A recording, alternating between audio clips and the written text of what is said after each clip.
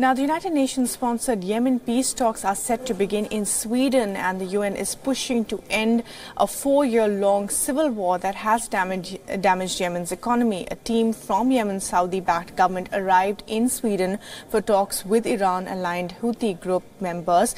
The Houthi delegation arrived on Tuesday. A source from the UN has said that the two sides might not hold direct talks, especially the envoy Martin Griffiths and the team will be shuffling between the two sides, and consultations are taking place for the first time since 2016.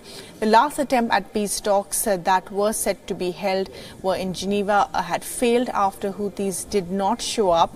The government representatives Abdullah Al-Alimi tweeted that talks are a true opportunity for peace before he flew to Sweden from Riyadh. The round of talks that is set to be held at a renovated castle will focus on the formation of the transitional governing body. It will also focus on an agreement of other confidence-building measures. The UN envoy is seeking an agreement on reopening Sana'a, the airport there.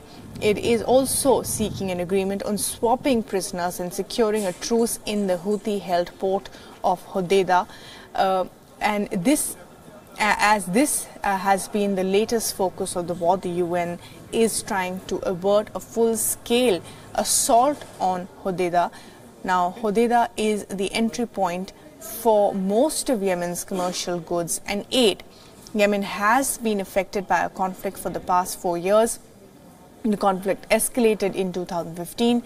In 2015, Houthis seized control of the western part of Yemen and forced President Abd Mansour Hadi to flee. The war has caused the world's worst humanitarian crisis in the recent times. The conflict has killed tens of thousands of people and has left more than 8 million facing famine.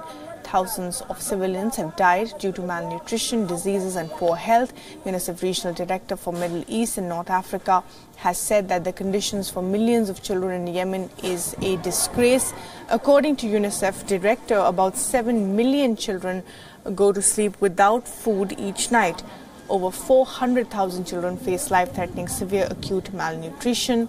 And he's also said that has called the parties to prioritize children and their needs above any other agenda, and went on to say that the current crisis is making an already dire situation worse.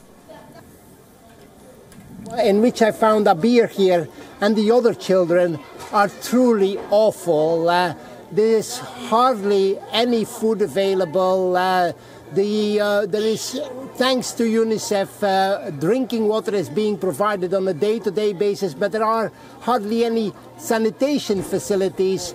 Not a surprise then that in places like this, problems like cholera or acute watery diarrhea are hitting very, very hard, not least the children.